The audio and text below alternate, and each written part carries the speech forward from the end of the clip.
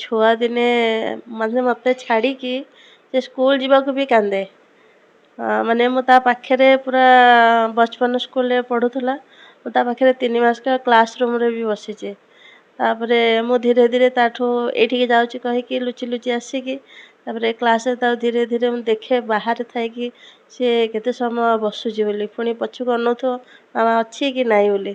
ତାପରେ ଏମିତି ଛାଡ଼ିକି ଆସେ ଦିନେ କାନ୍ଦିଥିଲା। ତାପରେ ପୁଣି ଫୋନ୍ ଆସିଲା, ପୁଣି ଘରୁ ଯାଇକି ସ୍କୁଲରେ ପହଞ୍ଚିଲି।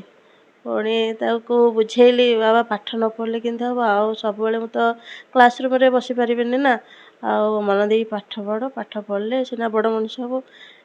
ସିଏ ତାପରେ ସେଇଠୁ କ୍ଲାସ୍ ରୁମ୍‌ରେ ବସିଲା ସବୁଦିନ।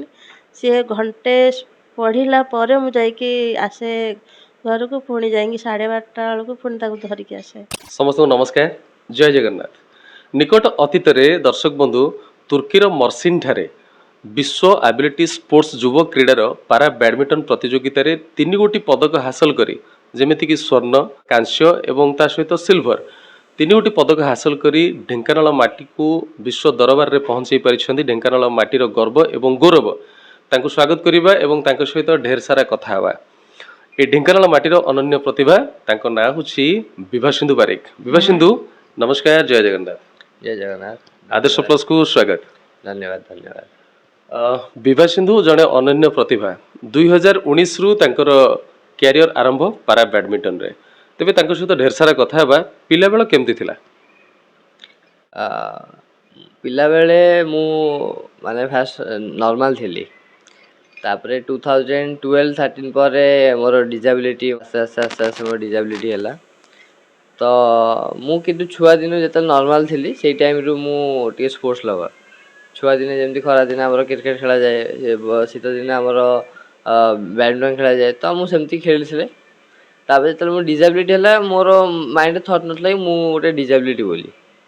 ଆଉ ତାପରେ ମୁଁ ଆସ୍ତେ ଆସ୍ତେ 2019ରେ ଗୋଟେ ଡିଷ୍ଟ୍ରିକ୍ଟ ଗୋଟେ ମ୍ୟାଚ୍ ଯାଇଥିଲି। ତାପରେ 2021ରୁ ମୁଁ ପ୍ରଫେସନାଲ କ୍ୟାରିୟର ଷ୍ଟାର୍ଟ କେବେ କରିଥିଲି। ଫିଲ୍ କରିଛ ବା ଅନ୍ୟମାନଙ୍କ ଆଗରେ ସାମ୍ନାରେ କେବେ କିଛି ସେମିତି ଲାଗେନି ଯେ ନାଇଁ ମୁଁ କେମିତି ଆଗକୁ ଯିବି ବୋଲି? ବାବା ଫାଷ୍ଟ କଥା, ମୋ ବାବା ହେଲେ ମୋର ବହୁତ ବଡ଼ ବ୍ୟାକବୋନ୍। ବାବା କ'ଣ କରନ୍ତି? ବାବା ଲୟର୍ ଅଛନ୍ତି। ବାବା ମୋତେ ବହୁତ ସପୋର୍ଟ କରନ୍ତି କି ମୋତେ ଯାହା ଦରକାର ଥାଏ, ଯାହା ମୋତେ ନର୍ମାଲ ଡିଜାବିଲିଟି ଲାଇଫ୍ରେ ମୋତେ ଯାହା ଦରକାର ଥିଲା ମୋର କେବେ ଅବହେଳା କରିନାହାନ୍ତି। ତାପରେ ମୋର ଫାଷ୍ଟ ଗୋଟେ ଟାର୍ଗେଟ୍ ଥିଲା। ସମସ୍ତେ ଜାଣିଥିଲେ ମୁଁ ଡିଜାବିଲିଟି ବୋଲି, କିନ୍ତୁ ମୁଁ ଜାଣିନଥିଲି ମୁଁ ଡିଜାବିଲିଟି ବୋଲି। କିନ୍ତୁ ସମସ୍ତଙ୍କୁ ରଙ୍ଗ ପ୍ରୁଭ୍ କରିବାରେ ମୋର ଗୋଟେ ଫାଷ୍ଟ ଗୋଟେ ଟାର୍ଗେଟ୍ ଥିଲା। କ'ଣ କି ମୁଁ ଜେନେରାଲ ପ୍ଲେୟରକୁ ଆଗ କେମିତି ହରାଇବି। ମୁଁ ପାରା ବ୍ୟାଡମିଣ୍ଟନ ବୋଲି କିଛି ଜାଣିନଥିଲି। ମୁଁ ଟାର୍ଗେଟ୍ ରଖିଥିଲି କି ମୋର ଯାହା ବି ହେଇଯାଉ ମୁଁ ଜେନେରାଲରେ ଡିଷ୍ଟ୍ରିକ୍ଟ ଚାମ୍ପିୟନ୍ ହେବି। ଆଉ ଯେଉଁଟା ଫାଷ୍ଟ ଲକ୍ଷ୍ୟ ରଖିଥିଲି, ଆଉ ସେଇଟାରେ ବି ଡିଷ୍ଟ୍ରିକ୍ଟରେ ବି ଚାମ୍ପିୟନ୍ ହେଇଗଲି। ବିଭାସିନ୍ଧୁ ପିଲାବେଳେ ଭାରି ଦୁଷ୍ଟାମି କରୁଥିଲେ? ମୁଁ ଛୁଆଦିନେ ବହୁତ ଦୁଷ୍ଟ ନଥିଲି, କିନ୍ତୁ ମୁଁ କ'ଣ କରେ ଯେତେବେଳେ ସାଇକେଲରେ ଷ୍ଟଣ୍ଟ ମାରେ ସେଇ ଟାଇମ୍ରେ ବାବାଙ୍କୁ ମାନେ ଆମ ଲୋକାଲ୍ ଲୋକ ମାନେ ଫୋନ୍ କରିଦିଅନ୍ତି କି ଆପଣଙ୍କ ପୁଅ ଷ୍ଟଣ୍ଟ ମାରୁଛି। ତାପରେ ମିନ୍ସ ଆଇ ୱାଜ୍ ସକ୍ କି ବାବା ତ କୋରାପୁଟ ବଲାଙ୍ଗୀର ଏଇଠି ତ ଅଛନ୍ତି, ବାବା କେମିତି ଜାଣିଲି କି ମୁଁ ଏମିତି କରୁଛି ଷ୍ଟଣ୍ଟ ଫଣ୍ଡ ମାରୁଛି ବୋଲି। ତାପରେ ବାବା ତ ପଚାରିବି ଆଉ କେଉଁଠି ଅଛୁ, ଆଉ କ'ଣ କହିଲି ନାଇଁ ଏବେ ଏଇଠି, ନା ଘରକୁ ଯା ଭାରି। ଆଉ ତ ମୋର ସେଇଟା ଖାଲି ଥିଲା, ନହେଲେ ଛୁଆଦିନୁ ମୋର ଦୁଷ୍ଟାମିର ଏମିତି ମୁଁ ଦୁଷ୍ଟାମି ହିଁ କରେନି।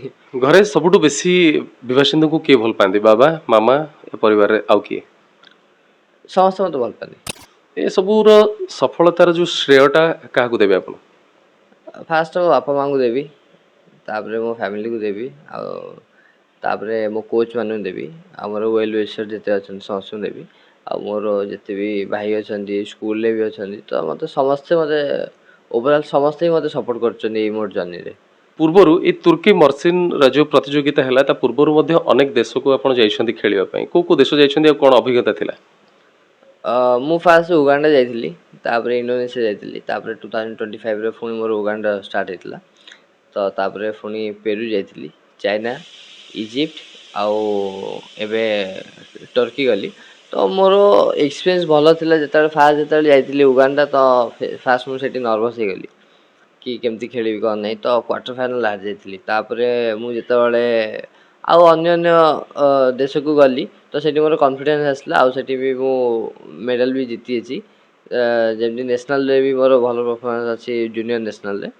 ତ ବାହାର କଣ୍ଟ୍ରି ଗଲି, ନୂଆ ମାନେ ଯେଉଁ ଏକ୍ସପୋଜର ମିଳିଲା, ଆମର ବାହାର ପ୍ଲେୟାର ଆସିଲେ, କୋରିଆ, ଚାଇନା, ଜାପାନ, ତ ଏମିତି ସମସ୍ତଙ୍କ ସହିତ ଖେଳିକି ଗୋଟେ ଭଲ ଏକ୍ସପିରିଏନ୍ସ ଗେନ୍ କଲି। ଆଉ ସେଇ ଯେଉଁ ଏକ୍ସପିରିଏନ୍ସଟାକୁ ମୁଁ ପୁରା ନୋଟ୍ କରିକି ମୋର ଏଇଠି ମୁଁ ଦେଖେଇ ପାରିଲି ତୁର୍କୀରେ। ଆଚ୍ଛା, ବିଭାସିତୁ ଏତେ ସବୁ ଦେଶକୁ ଏତେ ସବୁ କଣ୍ଟ୍ରିକୁ ଆପଣ ଯାଉଛନ୍ତି, ପଇସା ମଧ୍ୟ ଖର୍ଚ୍ଚ ହେଉଥିବ, ତ ଏସବୁ କେମିତି ଆପଣ ମ୍ୟାନେଜ କରନ୍ତି? ମୋର ତ ଏବେ କେଉଁଠି ସ୍ପନ୍ସର ନାହିଁ। ଆମର ଯେଉଁ ଓଡ଼ିଶା ଗଭର୍ଣ୍ଣମେଣ୍ଟ ମୋତେ 50% ସାହାଯ୍ୟ କରନ୍ତି, ଆଉ 50% ମୋ ବାବା ମୋତେ ସ୍ପନ୍ସର କରନ୍ତି। ଆଗକୁ କ'ଣ କରିବା ପାଇଁ ଲକ୍ଷ୍ୟ ରଖିଛନ୍ତି ବିଭାସିତୁ? ଏବେ ଯେମିତି ଏଇଟା ଗୋଟେ ପ୍ରେଷ୍ଟିଜିୟସ୍ ଟୁର୍ଣ୍ଣାମେଣ୍ଟରେ ଭଲ ସଫଳତା ଆଣିଲି, ମୁଁ ବହୁତ ଖୁସି ଅଛି, କିନ୍ତୁ ମୁଁ ଏଇଥିରେ ସାଟିସ୍ଫାଏ ନାହିଁ। ମୋର ଆଗକୁ ସିନିୟର ୱାର୍ଲଡ଼ ଚାମ୍ପିଅନସିପ୍ ଖେଳିବାର ଅଛି, ଆଉ ଏସିଆନ୍ ଖେଳିବାର ଅଛି, ଆଉ ପାରାଅଲିମ୍ପିକ୍ସରେ ଟାର୍ଗେଟ୍ ରଖିଛି 2028ରେ ଯେମିତି କ୍ୱାଲିଫାଏ ହେବାର ଅଛି। ବିଭାସିତୁ କେତେ ବାଟ ପାଠ ପଢ଼ିଲେଣି ଆପଣ? ମୋର ତ ଏବେ +2 ସରିଲା। ଏବେ +3 ଆଡ଼ମିସନ୍ କରିନି, +2 ସରିଲା ଏବେ। କେଉଁଠି ପଢ଼ୁଥିଲେ ଆଉ କେଉଁଠି ପଢ଼ୁଛନ୍ତି ବର୍ତ୍ତମାନ? ମୁଁ ଛୁଆଦିନେ ଫାଷ୍ଟ ବଚପନରେ ପଢ଼ୁଥିଲି, ତାପରେ କେମ୍ବ୍ରିଜରେ ପଢ଼ିଲି, ତାପରେ କ୍ଲାସ୍ 3 ଠୁ ମୁଁ ପୁରା DPSରେ କଣ୍ଟିନ୍ୟୁ କଲି ଅପ୍ ଟୁ କ୍ଲାସ୍ 12 ହାତେ କମର୍ସରେ ମୋର ପାସ୍ ଆଉଟ୍ ହେଲି। ତ ଏବେ କେଉଁଠି ଆଡ଼ମିସନ୍ କରିନି, ଏବେ ଦେଖାଯାଉ କେଉଁଠି କରିବାର ଅଛି। ମୁଁ ଏବେ ଟାର୍ଗେଟ୍ ରଖିଛି କେମିତି ଆଗ ନିଜେ ମାନେ ଅଲିମ୍ପିକ୍ ଖେଳିବି। ସେଇଥିରେ ମୁଁ ସକ୍ସେସ୍ ହେଲା ପରେ ମୁଁ ପିଲାମାନଙ୍କୁ ମାନେ କୋଚିଂ ଦେବା ଷ୍ଟାର୍ଟ କରିବି। ଭବିଷ୍ୟତରେ ଯେଉଁ ଆପଣଙ୍କର ଯେଉଁ ଇଚ୍ଛା ଅଛି ସେଟା ଯଦି ପୂରଣ ହେଇଗଲା, ତେବେ ଢେଙ୍କାନାଳ ମାଟି ପାଇଁ କ'ଣ କରିବେ ଯୁବପିଢ଼ିମାନଙ୍କ ପାଇଁ, ବା ଯେଉଁ ବ୍ୟାଡ଼ମିଣ୍ଟନ ପ୍ଲେୟାର୍ସ ଆଗକୁ ବାହାରିବେ ସେମାନଙ୍କ ପାଇଁ କ'ଣ କରିବେ ବିଭାସିତୁ? ମୁଁ ମୋ ମୁଣ୍ଡରେ ଗୋଟେ ପ୍ଲାନ୍ ଗୋଟେ ଅଛି କି ଢେଙ୍କାନାଳରେ ଗୋଟେ ଭଲ ମାନେ ଗୋଟେ ଏକାଡେମୀ ଖୋଲିକି ଯେତେ ବି ପାରା ପ୍ଲେୟାର ଅଛନ୍ତି ସମସ୍ତଙ୍କ ପାଇଁ ଫ୍ରି କରିବି, ଆଉ ଯେତିକି ଆମ ଜୁନିୟର ପ୍ଲେୟାର ଅଛନ୍ତି ସମସ୍ତଙ୍କ ପାଇଁ ଫ୍ରିରେ ଟ୍ରେନିଂ ଆଉ କୋଚିଂ ଦିଆଯିବ। ଅନେକ ଦେଶ ଅନେକ କଣ୍ଟ୍ରିକୁ ଯାଇସାରିଛନ୍ତି, ଏବେ ରିସେଣ୍ଟରେ ଯେଉଁ ଯାଇଥିଲେ ତୁର୍କୀକୁ, ସହାୟତା କେଉଁଠୁ କ'ଣ କିଛି ଏମିତି ମିଳିଥିଲା ନା ନାଇଁ, କେବଳ ପ୍ୟାରେଣ୍ଟସ୍? ଆମର ଗଭର୍ଣ୍ଣମେଣ୍ଟ, ଆମର ଓଡ଼ିଶା ଗଭର୍ଣ୍ଣମେଣ୍ଟ ମୋତେ ଫାଇନାନ୍ସିଆଲି 50% ସପୋର୍ଟ କରିଥିଲେ, ଆଉ 50% ମୋ ବାବା ସପୋର୍ଟ କରିଥିଲେ। ବିଭାସିତୁ ଯେତେବେଳେ ପଇସା ଖର୍ଚ୍ଚ କରିକି ନିଜ ହାତରୁ ଯାଆନ୍ତି, ପ୍ୟାରେଣ୍ଟସ୍ ଗୋଟେ କରନ୍ତି, ସେତେବେଳେ କିଛି ସେମିତି ଅକ୍ୱାର୍ଡ ଫିଲ୍ ହୁଏନି? ମାନେ ମୁଁ କହିବା ଉଦ୍ଦେଶ୍ୟ ହେଉଛି ଯେ ସରକାର ସମ୍ପୂର୍ଣ୍ଣ ଦାୟିତ୍ୱ ନେବା ଦରକାର ଅଛି, ଆବଶ୍ୟକତା ଅଛି ନା ନାହିଁ, ଏଥିରେ ପ୍ୟାରେଣ୍ଟସ୍ ମାନଙ୍କର ରହିବାର ଅଛି? ପ୍ୟାରେଣ୍ଟସ୍ ଦେଖନ୍ତୁ, ଏଇଟା ତ ଯେହେତୁ ସ୍ପୋର୍ଟସ୍ ଗୋଟେ ମାନେ ବହୁତ ଏକ୍ସପେନ୍ସିଭ୍ ଗେମ୍, ପୁଣି ଏଇଟା ହେଲା ବ୍ୟାଡ଼ମିଣ୍ଟନ, ତ ପ୍ୟାରେଣ୍ଟସ୍ ଅଲରେଡ଼ି ମୋ ପିଛରେ ଖର୍ଚ୍ଚ କରିସାରିଲେଣି ଛୁଆବେଳୁ। ଆଚ୍ଛା। ତ ଏବେ ଇଣ୍ଟରନ୍ୟାସନାଲ୍ ଷ୍ଟେଜ୍ରେ ଖର୍ଚ୍ଚ କରିବାଟା ବହୁତ ଡିଫିକଲ୍ଟ। ବାବା ମାନେ ଇନକମ୍ ଆଉ ଆରେଞ୍ଜ କରିନା ଦେବାଟା ମାନେ ମିଡ଼ିଲ୍ କ୍ଲାସ୍ ଫ୍ୟାମିଲି ପାଇଁ ଏଇଟା ବହୁତ ମାନେ ଏଇଟା ବହୁତ କଷ୍ଟ ହେଇଯାଏ। ତ ଯେଉଁମାନେ ଏବେ ଗ୍ରାସ୍ ରୁଟ୍ରୁ ଉଠୁଛନ୍ତି, ତ ସେମାନଙ୍କ ପାଇଁ ମାନେ କ'ଣ କହିବି, ସେମାନେ ଇଣ୍ଟରନ୍ୟାସନାଲ୍ ଷ୍ଟେଜ୍ରେ କେମିତି ପହଞ୍ଚିବେ? ତ ଯଦି ଗଭର୍ଣ୍ଣମେଣ୍ଟ ସପୋର୍ଟ କରିବ କି ଆମର ଯେତିକି କମ୍ପାନିଜ୍ ହେଲି ଯଦି ମାନେ ଏଇଭଳିଆ ପ୍ଲେୟାର ମାନଙ୍କୁ ଯଦି ସପୋର୍ଟ କଲେ, ତ ଆମର ଇଣ୍ଡିଆନ୍ ବ୍ୟାଡ଼ମିଣ୍ଟନରେ ଆହୁରି ପ୍ଲେୟାର ଆଗକୁ ମାନେ ବହୁତ ଆଗକୁ ଯାଇପାରିବେ। ପିଲାଙ୍କ ପାଖରେ ଟ୍ୟାଲେଣ୍ଟ ଅଛି, କିନ୍ତୁ ଫାଇନାନ୍ସିଆଲ ପାଇଁ ପିଲା ନ୍ୟାସନାଲ୍ ହାତେ ହିଁ ପହଞ୍ଚି ଯାଉଛନ୍ତି, କିନ୍ତୁ ନ୍ୟାସନାଲ୍ ପରଠୁ ଆଉ ଯାଇପାରୁନାହାନ୍ତି। ଆପଣ ଦେଖିବେ ଯେତେ ବି ଇଣ୍ଟରନ୍ୟାସନାଲ୍ ପ୍ଲେୟାର ଯେତେବେଳେ ନ୍ୟାସନାଲ୍କୁ ଆସନ୍ତି, ତ ସେଠି ବି ନ୍ୟାସନାଲ୍ ପ୍ଲେୟାର ବି ହରାଇ ଦିଅନ୍ତି, ଆପଣ ଦେଖିବେ ବହୁତ ଜାଗାରେ। କିନ୍ତୁ ସେମାନେ ଇଣ୍ଟରନ୍ୟାସନାଲ୍ ଯାଇକି କି ଆମର ୱାର୍ଲଡ଼ କମନୱେଲ୍ଥ ହେଲା କି ୱାର୍ଲଡ଼ ଚାମ୍ପିୟନ୍ ହେଲା, ଏସିଆନ୍ ହେଲା, କି ସେମାନେ ଯାଇକି ତାଙ୍କୁ ସେଠି ଏକ୍ସପୋଜର୍ ମିଳିପାରେନି, କାହିଁକି? Due to financial. ଯିଏ ଯାହା ଟିକେ ଫାଇନାନ୍ସିଆଲ ସିଏ ଉଠିଯାଏ, କିନ୍ତୁ ଆଉ ଯାହା ପାଖେ ଟ୍ୟାଲେଣ୍ଟ ଆହୁରି ଟ୍ୟାଲେଣ୍ଟ ଅଛି ତ ସିଏ ରହିଯାଏ। ତ ଏଇଟା ମୁଁ ଗୋଟେ ରିକ୍ୱେଷ୍ଟ କରିବି କି ଆମର ଯେତେ ବି କମ୍ପାନିଜ ଅଛନ୍ତି କି ଆମର ଗଭର୍ଣ୍ଣମେଣ୍ଟ ହେଲେ, ତ ଫାଇନାନ୍ସିଆଲ ସପୋର୍ଟଟା ଗୋଟେ ପ୍ଲେୟାର ପାଇଁ ନିହାତି ଦରକାର। କାହିଁକି? ଗୋଟେ ପ୍ଲେୟାର ଯେତେବେଳେ ଖେଳେ ତା ମାଇଣ୍ଡରେ ସଦାବେଳେ ଆସେ କି ମୋ ଘର କେମିତି ଚଳିବ, ସିନିୟର ପ୍ଲେୟାରଙ୍କ କଥା, ଘର କେମିତି ଚଳିବ, କେମିତି ଆଗକୁ କେମିତି ବଢ଼ିବି, ବାହାରକୁ କେମିତି ଯିବି, ଟ୍ରେନିଂ କେମିତି କରିବି। ଫାଷ୍ଟ ହେଲା ଟ୍ରେନିଂ, ବିନା ଟ୍ରେନିଂରେ କେମିତି ମାନେ ଆଗକୁ କେମିତି ବଢ଼ିପାରିବେ। ତ ଏଇଟା ଗୋଟେ ରିକ୍ୱେଷ୍ଟ ଗୋଟେ କରିବି କି ଫାଇନାନ୍ସିଆଲ ସପୋର୍ଟଟା ତ ନିହାତି ଦରକାର। ତୁର୍କୀରେ ଯେତେବେଳେ 3 ଗୋଟି ପଦକ ହାସଲ କଲେ ଏବଂ ଯେତେବେଳେ ରେଜଲ୍ଟ ଆସିଲା, ତାପରେ ବିଭାସିତୁ କ'ଣ ଫିଲ୍ କରିଥିଲେ? ମୁଁ ବହୁତ ପ୍ରାଉଡ଼ ଫିଲ୍ କରିଥିଲି ଯେତେବେଳେ ଆମ ଇଣ୍ଡିଆ ଫ୍ଲାଗ୍ ମୋ ପଛରେ ଯେତେବେଳେ ପୁରା ଉପରକୁ ଗଲା, ଆଉ ଆମ ନ୍ୟାସନାଲ୍ ଆନ୍ଥେମ୍ ଯେତେବେଳେ ବାହାରିଲା ମୋ ରୁମ୍, ସେତେବେଳେ ଇଏ ହେଲା ପରେ ଆଜ୍ଞା ଆଜ୍ଞା ଫିଲ୍ଡ ମତେ ଆସୁଛି ତ ସେଠି ମୁଁ ବହୁତ ଇମୋସନାଲ ହେଇଗଲି ସେଇ ଟାଇମ୍ରେ ଆଉ ବହୁତ ଖୁସି ଲାଗିଲା କି ଫାର୍ଷ୍ଟ ଟାଇମ୍ ପାଇଁ ଗୋଟେ ପ୍ରେଷ୍ଟିଜିୟସ୍ ଟୁର୍ଣ୍ଣାମେଣ୍ଟରେ ଭଲ ରେଜଲ୍ଟ କରିକି ମାନେ ଲୋକଙ୍କର ବିଶ୍ୱାସ ବହୁତ ଥିଲା ଢେଙ୍କାନାଳରେ ଓଡ଼ିଶାରେ ଆମ ଇଣ୍ଡିଆରେ ସମସ୍ତେ ଗୋଟେ ବିଶ୍ୱାସ ଥିଲା କି ବିଭାସିନି ବାରିକ କେମିତି ଗୋଲ୍ଡ ନେଇକି ଆସିବେ ତ ଫାଇନାଲି ସେଠି ମୁଁ ଗୋଲ୍ଡ ଜିତିକି ଆସିଲି ମୋତେ ବହୁତ ଖୁସି ଲାଗୁଛି। ଫାଇନାଲି ଯେତେବେଳେ ଜିତିକି ଆସିଲେ ଏବଂ ଭାରତ ମାଟିରେ ପାଦ ଦେଲେ ଓଡ଼ିଶାକୁ ଆସିଲେ କେମିତି ଥିଲା ସେ ସିଚୁଏସନ୍ କେମିତି ଥିଲା?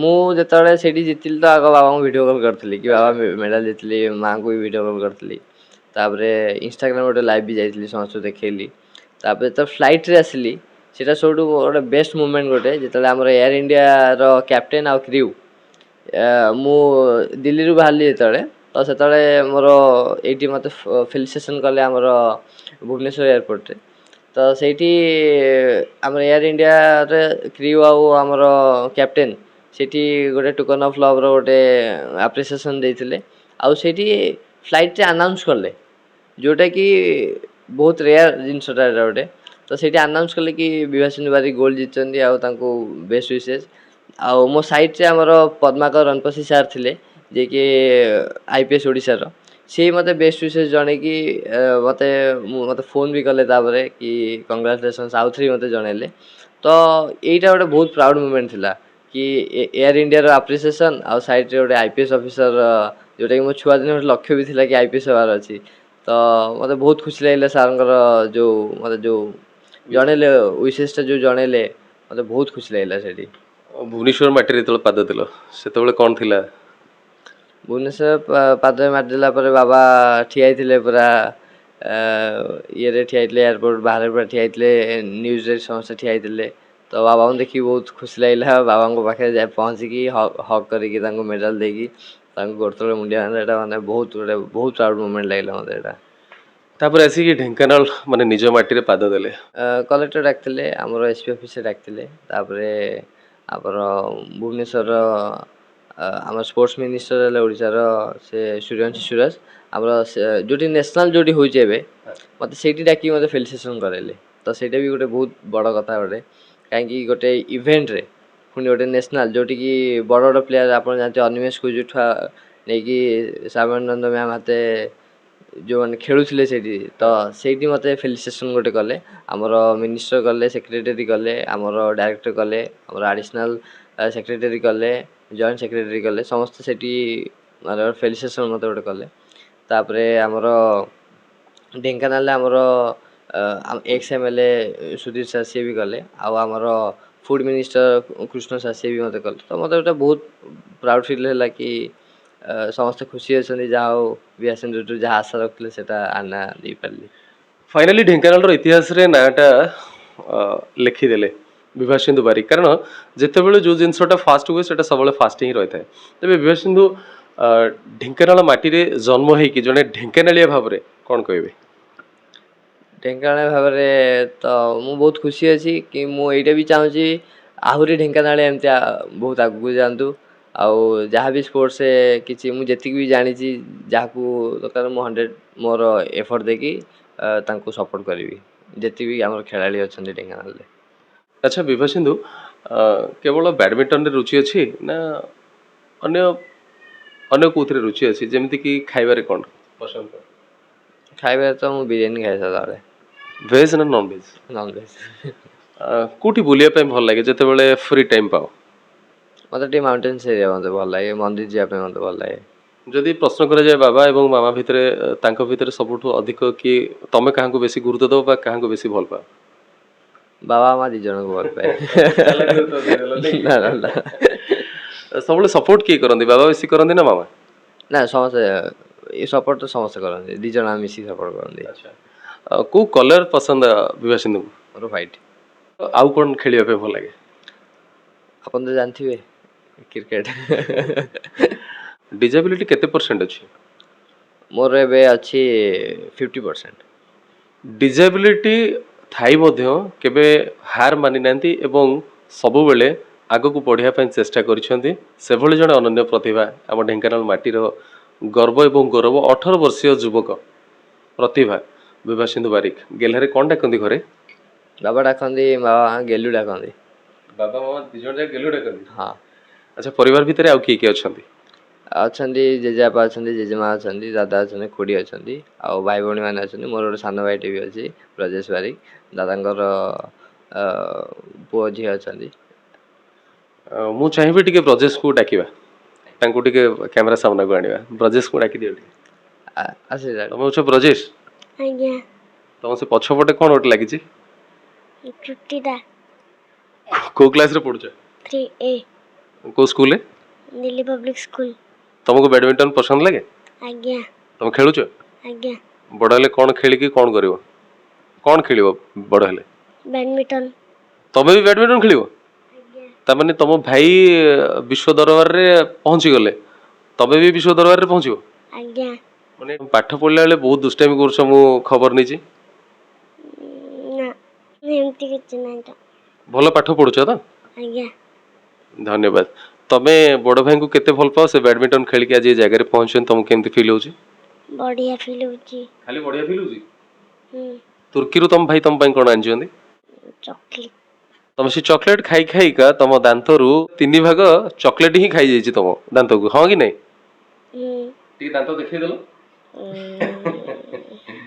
ବହୁତ ସୁନା ପିଲା। ମୁଁ ତମ ସାଙ୍ଗେ ଟିକେ ମଜାକ କରୁଥିଲି। ବିଭା ସିନ୍ଧୁଙ୍କ ବାପା ଏବଂ ତାଙ୍କର ମାମା, ତାଙ୍କ ସହିତ ବହୁତ କଥା ହେବା। ବିଭା ସିନ୍ଧୁଙ୍କର ଏଇ ଯେଉଁ ସଫଳତା ପଛରେ ଆପଣଙ୍କର ଯେଉଁ ସାଧନା ଅଛି, ଆପଣଙ୍କର ଉଦ୍ୟମ ଏବଂ ଆପଣଙ୍କର ଆଶା, ବିଶ୍ୱାସ ଏବଂ ଭରସା, ଆଉ ତୁର୍କୀରୁ ଫେରିଲା ପରେ ଆପଣ କେମିତି ଫିଲ୍ କରୁଛନ୍ତି? ମାନେ ବେଣୁଧର ବାରିକ, ଜୟ ଜଗନ୍ନାଥ। ମୁଁ ବହୁତ ଖୁସି। ତୁର୍କୀରୁ ଯେତେବେଳେ ଜାଣିଲି ସେ ମେଡ଼ାଲ ପାଇଲା ପରେ, ସେ ମୋତେ ଭିଡ଼ିଓ କଲ୍ କରିଥିଲା। ତାହେଲେ ବହୁତ ଖୁସି। ଯେତେବେଳେ ଏୟାରପୋର୍ଟରେ ସେ ଆସି ପହଞ୍ଚିଲା ଦିଲ୍ଲୀରେ, ମୋତେ ଫୋନ୍ କଲା, ବାବା ଏଇ ଟାଇମ୍ରେ ଫ୍ଲାଇଟ୍ ଅଛି। ମୁଁ କହିଲି ଠିକ୍ ଅଛି। ମୁଁ ଫ୍ଲାଇଟ୍ ଆସିବାର ବିଳମ୍ବ ବି 15-20 ମିନିଟ୍ ଥିଲା। ମୁଁ ଘଣ୍ଟେ ଆଗରୁ ଯାଇ ପହଞ୍ଚିଛି। ମୋ ପୁଅ ପ୍ରାଇଜ୍ ଧରି ଆସିବ। ମୋ ପୁଅକୁ ବି 7-8 ଦିନ ବାହାରେ କ'ଣ ଖାଇଛି, କ'ଣ ପିଇଛି, ଆଉ କ'ଣ ଏଇଟା ତ ମାନେ ଇଏ ବସ୍ତିଟା ମାନେ ଖାଇବା ପିଇବା ଠିକ୍ ନାହିଁ ବାହାର କଣ୍ଟ୍ରି। ତାପରେ ମୁଁ ଯାଇ ପହଞ୍ଚି ଯାଇଛି। ପହଞ୍ଚିଗଲା ପରେ ମୁଁ ଦେଖିଲି ମୋ ପୁଅକୁ ଓଡ଼ିଶା ସରକାର ତରଫରୁ ସ୍ପେଶିଆଲ ଜଣେ ଯାଇ ତା ଲଗେଜକୁ ଧରି ତାକୁ ସାଙ୍ଗରେ ୱେଲକମ୍ କରି ଗଡ଼େଇ ଗଡ଼େଇ ଆଣୁଛନ୍ତି। ସେଠି ମୁଁ ଯେତେବେଳେ ଠିଆ ହେଲି, ମାନେ ମୋତେ ଗୋଟେ କୁଣ୍ଡେ ମୋତେ ଲାଗିଲା। ମୁଁ କହିଲି ଯାହା ହଉ, ଆଉ ଗୋଟେ ସେତିକି ଆମେ ଭଗବାନଙ୍କୁ ପ୍ରାର୍ଥନା କରୁଛୁ ଯେ ଭଗବାନ ସେତିକି ଆମ ପ୍ରତି ଆଶୀର୍ବାଦ ଅଛି, ଯେଉଁଟାକି ଆମ ପିଲା ଆଜି ଏ ଜାଗାରୁ ଆସିପାରିଲା। ଏଇଟା ଆମ ହାତରେ କିଛି ନାହିଁ। ଭଗବାନ ନ ଚାହିଁଲେ ସେ ଗଛର ପତ୍ର ବି କଅଁଳିବା ଡିଫିକଲ୍ଟ। ଭଗବାନ ଉପରେ ଭରସା ରଖିଲେ ନିଶ୍ଚିତ ଭଗବାନ ଦେବେ। ଟାଇମ୍ ଆସିଲେ ଯେଉଁମାନେ ବି ଭଗବାନ ଉପରେ ଭରସା କରନ୍ତି, ଭଗବାନ ଦିଅନ୍ତି। ଭଗବାନ ବହୁତ ଟାଇମ୍ ଦୁଃଖ ବି ଦିଅନ୍ତି, କାହିଁକି ସେ କିଛି ପରୀକ୍ଷା ବି ନିଅନ୍ତି। ଆଉ ଯେଉଁ ଟାଇମ୍ରେ ବି ତାର ଯେଉଁ ଗୋଡ଼ ବି ପ୍ରୋବ୍ଲେମ୍ ଅଛି, ବହୁତ ଗାଡ଼ିଆ ନଥିବ, ଯଦି ଯାହା ପିଲା ବି ଏମିତି ଥିବ, ସେମାନେ ମନ ଦୁଃଖ କରନ୍ତି। ଆମ ପୁଅଟା ଏମିତି ଚାଲୁଛି, ଏମିତି ପ୍ରୋବ୍ଲେମ୍ ହେଉଛି, ଆଉ ଭବିଷ୍ୟତରେ କ'ଣ ଆମ ଉପରେ ବଡ଼। ନା ସେ ପିଲା ଏମିତି କେବେ ଭାବିବେ ନାହିଁ, କାହିଁକି ପିଲା କେବେ ବଡ଼ ନୁହଁ। ବହୁତ ଆଜି ଖେଳରେ ଅଛି, କିଏ ଗୀତରେ ଅଛି, କିଏ ନାଚରେ ଅଛି, କିଏ ମାନେ IAS ଅଫିସର ବି, OSP ଅଫିସର ବି ପାଇଛନ୍ତି ସେମାନେ ପାଠ ପଢ଼ିକିନା ବି। ତେଣୁକରି କେବେ ଏସବୁ ଭାବିବା ଠିକ୍ ନୁହଁ, କାହିଁକି ଭଗବାନ ଯେତେବେଳେ ଯାହା ଦିଅନ୍ତି ସେଇଟା ନିଶ୍ଚିତ ଗ୍ରହଣ କରିବା ଉଚିତ। କାହିଁକି ଦୁଃଖ ଦେଲେ କରିବ, ସୁଖ ନେଲେ ବି ଗ୍ରହଣ କରିବ। ବିଭା ସିନ୍ଧୁ ପାଖାପାଖି 6ଟି ବୋଧହୁଏ କଣ୍ଟ୍ରି ବୁଲିଲେଣି, 6-7ଟି କଣ୍ଟ୍ରି 7ଟି କଣ୍ଟ୍ରି। ଆପଣଙ୍କର ପକେଟରୁ କେତେ ଗଲାଣି? ଚଲେ ତାର ମାନେ ଦେଖନ୍ତୁ, ଗୋଟେ ଆଜିକାଲି ମାନେ ଡେଟ୍ରେ ଆପଣ ଜାଣିଥିବେ ରେଟ୍ ବାଟ୍ ସବୁ ହେଉଛି। ଆଉ ପିଲାଙ୍କୁ ତ ଏମିତି କହିହେବନି ଯେ ଆମେ ଯାହା ପିଲା ମାଗିବେ ଦେବା। ମୋ ପାଖରେ ବରଂ ମାନେ ଆମେ ବରଂ କମ୍ରେ ଚଳି ପିଲାଙ୍କୁ ଦେବାକୁ ପଡ଼ିବ, କାହିଁକି ସେ ବାହାରେ ରହୁଛନ୍ତି। ତା ଭିତରେ ଗୋଟେ ରାକେଟ୍ ଦାମ 18,000, 20,000, 25,000, 30,000 ମଧ୍ୟ ରାକେଟ୍ ଗୁଡ଼ା ଅଛି। ଆଉ ଟ୍ରେନିଂ ତ ଆପଣ ଜାଣିଛନ୍ତି, ବାହାରେ ଭୁବନେଶ୍ୱର ରହୁଥିଲା, ଭୁବନେଶ୍ୱର ରହିବା, ହଷ୍ଟେଲ ଚାର୍ଜ, ରୁମ୍ ରେଣ୍ଟ, ଏଇସବୁ ତ ଜିନିଷ ମାନେ କଲାବେଳକୁ ମାନେ ବହୁତ ପଇସା ଯାଏ। କିନ୍ତୁ କେବେ ମନ ଦୁଃଖ ହୁଏନି, କାହିଁକି ଯଦି ଥିଲେ ସିଏ ତା ଭବିଷ୍ୟତ ସେ ଖାଇଥାନ୍ତା। ଯେଉଁ ଜିନିଷଟା ଅଛି ସେଟା ତାର ତା ପଛରେ ବି ଚାଲିଛି, ବିକ୍ରି ହେଇକିନା ବି ଚାଲିଛି। ଆଉ ମାନେ ସେ ଜାଗା ବାଡ଼ି ଯାହା ଥିଲେ ମୁଁ ବିକି ଦେଇକିନା ବି ତାକୁ କହେ ନାଇଁ ବାବା ତୁ ଯା, କେବେ ମନ ଦୁଃଖ ଦିଏନି। କାହିଁକି ଆପଣ ମାନେ ପିଲାଙ୍କ ପଛରେ ଲଗେଇଲେ ନିଶ୍ଚୟ ପିଲା ବି ଯାହା ଚାହୁଁଛି ତାହା ଦେବାକୁ ପଡ଼ିବ। ଯଦି ପିଲାର ଇଣ୍ଟରେଷ୍ଟେଡ୍ ନଥିବ ଖେଳିବା ପାଇଁ, ମାନେ ତାକୁ ତଡ଼ି ଘଡ଼ି ଖେଳିଲେ ସେ ଖେଳିବ ଆଜ୍ଞା, ସେ କେବେ ଖେଳିବ ନାହିଁ। କାହିଁକି ଯଦି ପିଲାର ଇଚ୍ଛା ନାହିଁ ପାଠ ପଢ଼ିବା, ଯଦି ବାଡ଼େଇ କୁଟି ଟ୍ୟୁସନ୍ ଦେଲେ ଆମ ପିଲା କାହିଁ 75%, 95% ନମ୍ବର ରଖୁନି, ପିଲା ତ ଯାହା ଡଲ୍ ସେ କିନ୍ତୁ ରଖିବ। ଯେତେବେଳେ ନିଜ ପିଲା ଚାହିଁଲେ ଆଜ୍ଞା ହେଇପାରିବ, ଆଉ ଗାର୍ଡ଼ିଆନ୍ ତାକୁ ସପୋର୍ଟ କରିବା ହିଁ ଦରକାର। ଭବିଷ୍ୟତରେ ବିଭା ସିନ୍ଧୁଙ୍କୁ କୋଉ ଜାଗାରେ ଆପଣ ଦେଖିବା ପାଇଁ ଚାହୁଁଛନ୍ତି? ମୋର ଗୋଟେ ଇଚ୍ଛା ଅଛି ସେ ଅଲମ୍ପିକ୍ ଖେଳୁ, ଅଲମ୍ପିକ୍ରେ ଗୋଲ୍ଡ ମେଡ଼ାଲ୍ ଆଣୁ, ଯେଉଁଟାକି ଆମ ଢେଙ୍କାନାଳବାସୀ ଯେତେ ଖୁସି। ଆଉ ମୁଁ ଆଜି ବି ମାନେ ସେ ସ୍କୁଟି ନେଇ ଯାଉଥିଲି ମାର୍କେଟରେ, ମୋତେ ବହୁତ ଲୋକ ଭାଇ ଯାହା ହଉ ଆପଣଙ୍କ ପୁଅ ଏତେ ବାଟ ଯାଇଛି। ମୁଁ କହିଲି ନାଇଁ ସବୁ ଭଗବାନଙ୍କ ଇଚ୍ଛା। ସମସ୍ତେ ପ୍ରତ୍ୟେକ ମାନେ ଜାଗା ଉପରେ ମୋର ଯେତିକି ଚିହ୍ନା ପରିଚୟ ଅଛନ୍ତି ଢେଙ୍କାନାଳ ହଉ ବାହାରେ ବି ହଉ ସେମାନେ ଫୋନ୍ ବି ଆସେ। ଦିନେ ଦିନେ ରାତି 1 ସାଢ଼େ 1 ଯାଏ ଫୋନ୍ ବି ଆସେ। ଯାହା ହଉ ଆପଣଙ୍କ ପୁଅ କହିଲା ନା ଭଗବାନଙ୍କ ଇଚ୍ଛା ଆପଣଙ୍କ ମାନଙ୍କର ଆସିବ, ମୋର କିଛି ନାହିଁ, ଭଗବାନ ଆମ ହାତରେ କିଛି ଏକା ନାହିଁ, ସେ ଜଗନ୍ନାଥଙ୍କ କୃପା, ସେ ପ୍ରଭୁଙ୍କ ଇଚ୍ଛା। ତେଣୁକରି ଚାହୁଁଛି ସେ ମାନେ ପାଉ। ତାର ଦେଖନ୍ତୁ ସେ ତ ପୁଣି କର୍ମ, ଯେ ପର୍ଯ୍ୟନ୍ତ କର୍ମ ଯିଏ ନ କଲେ ଫଳ ଆଶା କରିବା ଠିକ୍ ନୁହଁ। କର୍ମ କର, କର୍ମ ଭଗବାନ ଫଳଟା ଦେବେ। ସେ ଯଦି ଆଜି ଡେଟ୍ରେ ପୁଣି ତାର ଟ୍ରେନିଂ ଷ୍ଟାର୍ଟ କରି ଆଉ 8-10 ଘଣ୍ଟା କରୁଥିଲା, ଆଉ 2 ଘଣ୍ଟା ଏକ୍ସଟ୍ରା ବଢ଼େଇବ, ନିଶ୍ଚିତ ଡେଫିନେଟଲି ଗ୍ରୋଥ୍ କରିବ ଡେଫିନେଟଲି। କଥାରେ ଅଛି ବାପା ହଉଛନ୍ତି ପିଠି ଏବଂ ମା ହଉଛନ୍ତି ପେଟ।